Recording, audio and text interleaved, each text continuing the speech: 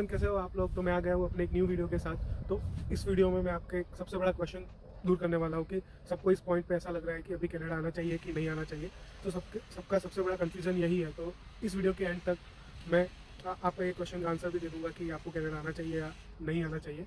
और मैं इस वीडियो में अपने पर्सपेक्टिव से अपना एक्सपीरियंस शेयर करूँगा कि पिछले 8 महीनों में मैंने क्या एक्सपीरियंस किया है, और मेरे हिसाब से, मेरे पर्सपेक्टिव से और मेरे परसेप्शन से आप क्या लगता है कि मुझे आप लोगों को रिकमेंड करना चाहिए कि आप कनाडा आ सकते हो या नहीं आ सकते, क्या प्रॉब्लम्स है, क्या चीज़ें आपको फेस करनी पड़ेगी, क्या चीज़ें हो सकती है। तो चलिए वीडियो शुरू करते हैं।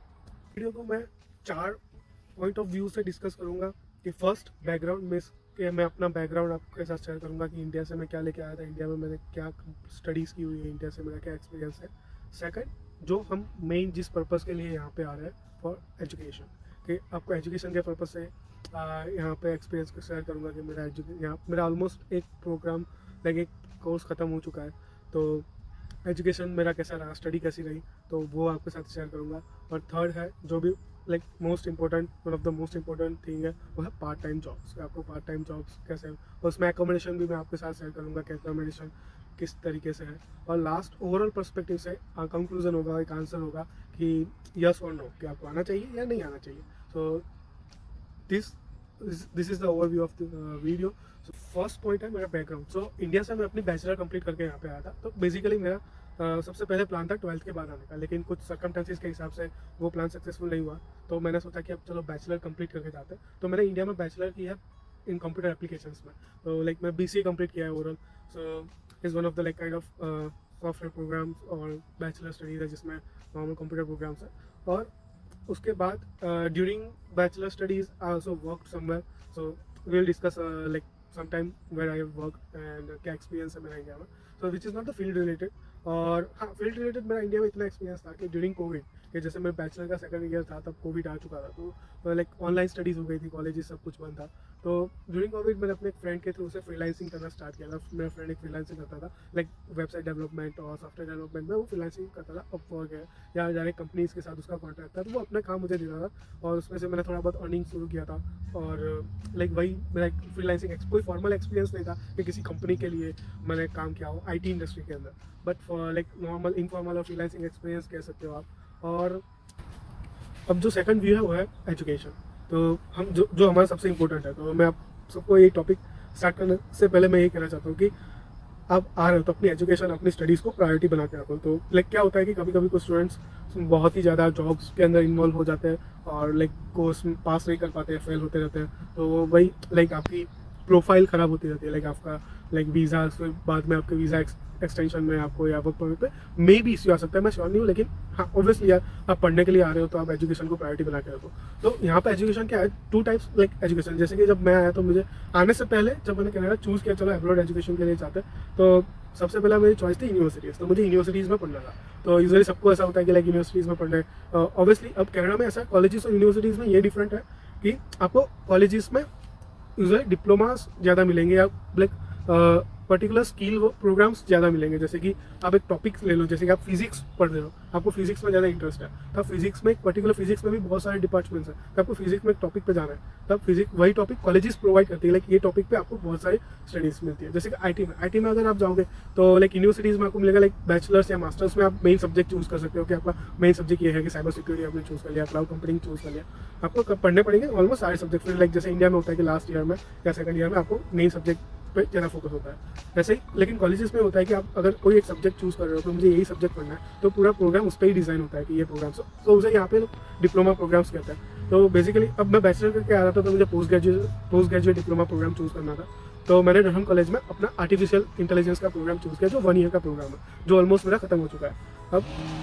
अब ये है कि यहाँ पर एजुकेशन सिस्टम कैसा है। तो एजुकेशन सिस्टम ऐसा है कि आपको प्रैक्टिकल नॉलेज पे ज़्यादा फोकस देंगे। आपको लाइक जैसे इंडिया में होता था कि आपको बुक्स पढ़नी पड़ती थी, यहाँ पे ऐसा नहीं होगा। यहाँ पे आपको जो भी प्रोफेसर है उसने अपना कोर्स डिज़ाइन किया हुआ है, अपना सब्जेक्ट का लाइक सारे मटेरियल्स डिज़ाइन किए हुए हैं, आपको वो एक्सप्लेन करेगा सारे टॉपिक्स जब लेक्चर टू लेक्चर, तो उसमें से आपको असाइनमेंट्स मिलते रहेंगे। आपको ऐसे यहाँ पे ऐसे लाइक कुछ कोर्सेज में फॉर्मल एग्जामिनेशन होते हैं, कुछ में नहीं होते, कुछ सब्जेक्ट्स में फॉर्मल एग्जामिनेशन होता है, डिपेंड्स ऑन दी प्रोफेसर कि वो प्रोफेसर अपना एग्जामिनेशन कैसे करना चाहता है। तो लाइक यहाँ पे मोस्टली ऐसा असाइनमेंट्स होते हैं कि प्रैक्टिकल बेस्ड होते हैं। जैसे कि आपको कुछ प्रोग्राम्स ऐसे लाइक मेरे कुछ दोस्त हैं जो HR के लिए पढ़ रहे हैं, तो उनका असाइनमेंट ऐसा है कि उनके 1 वीक की या 2 वीक की या 1 मंथ की उन्हें लाइक इंटर्नशिप करनी है किसी भी कंपनी में अंदर HR पोजीशन, HR के अंदर, तो लाइक मैनेजमेंट के अंदर जो भी जैसे, तो वो प्रैक्टिकल एक्सपीरियंस लेंगे, उसके बाद उन्हें एक रिपोर्ट बना के देनी होती है कि आप उन्होंने क्या क्या सीखा। तो ऐसे भी IT में लाइक उन्हें कोडिंग को बेसिकली जिस भी फील्ड में AI में है, AI में जो भी डिपार्टमेंट्स है, जो भी सब्जेक्ट है, जो प्रैक्टिकल नॉलेज पे ज़्यादा फोकस दिया जाता है, which is good, which is very best,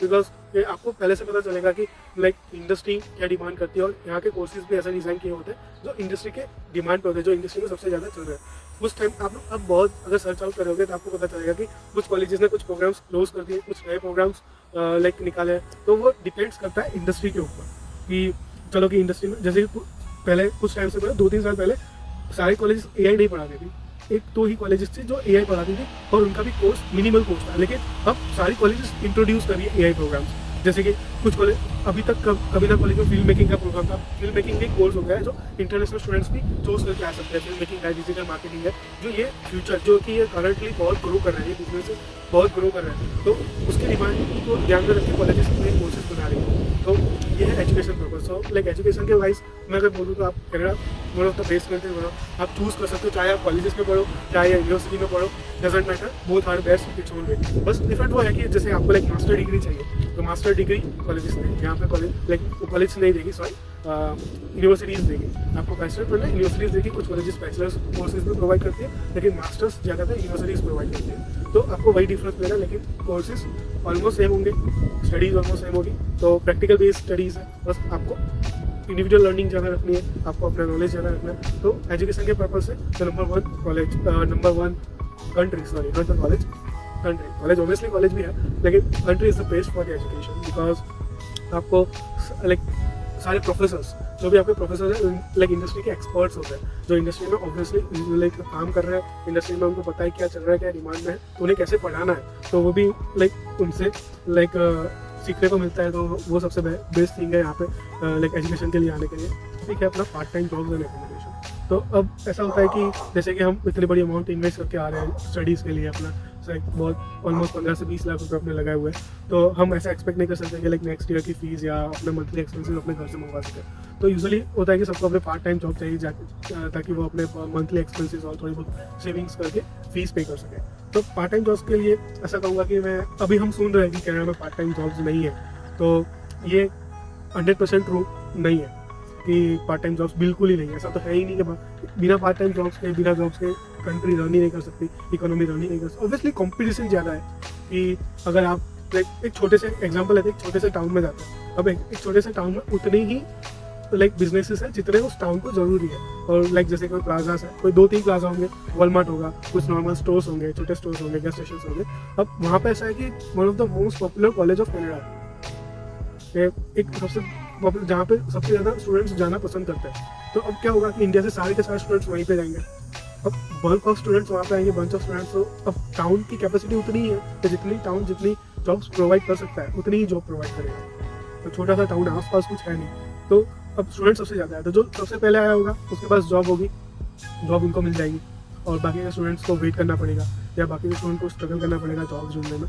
तो ये उससे ये डिसाइड नहीं होता कि जॉब्स नहीं है, ऑब्वियसली जॉब्स है। अगर जैसे कि आप GTA में आओगे, like GTA greater Toronto area है जो टोरंटो के आसपास, तो जो टोरंटो से नज़दीक में है, लाइक आप टोरंटो डाउनटाउन में इजीली कम्पीट कर सकते हो।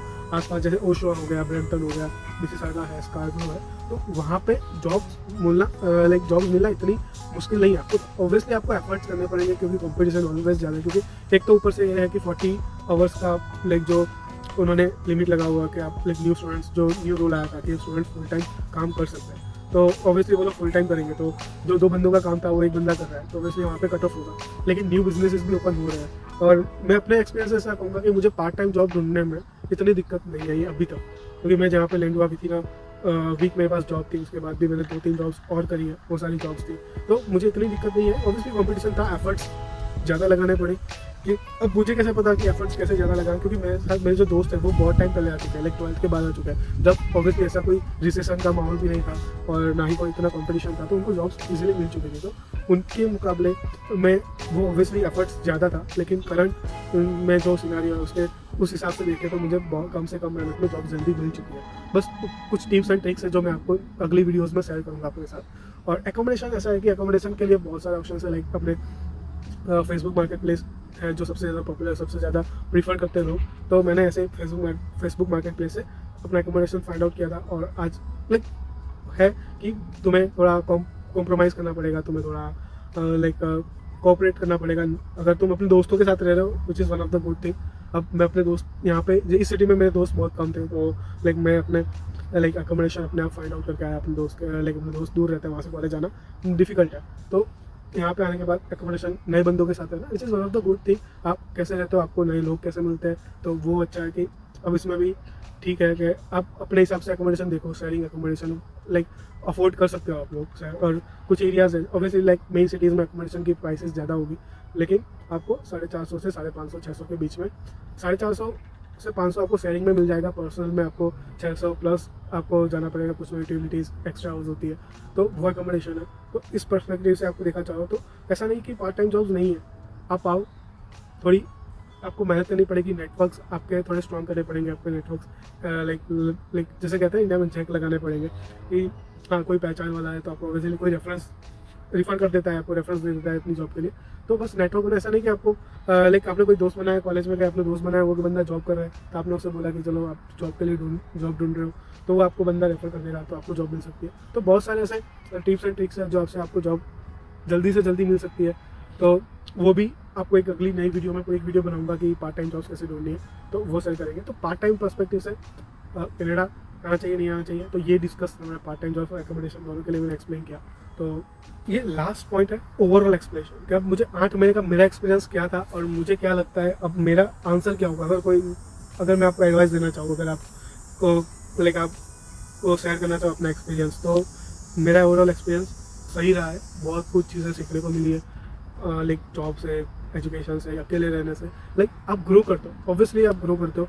ऐसा तो है ही नहीं कि मैं इंडिया में था, जो मेरी इंडिया में स्किल्स थी, इंडिया में जो था उससे मैं डाउन गया हूँ। ऑब्वियसली मैं यहाँ से बहुत ही ज़्यादा ग्रो है, बहुत ही ज़्यादा डिफरेंस आया है मुझे मेरी पर्सनैलिटी और मेरी लाइक स्किल्स में, हर एक चीज़ में। तो which is one of the best thing और positive thing of living in abroad, living in Canada. तो वो भी एक फैक्टर मैटर करता है। और मेरा पर्सपेक्टिव है कि ओवरऑल पॉजिटिव एक्सपीरियंस रहा है, मेरा कभी नेगेटिव कोई ऐसा खराब एक्सपीरियंस हुआ नहीं अभी तक।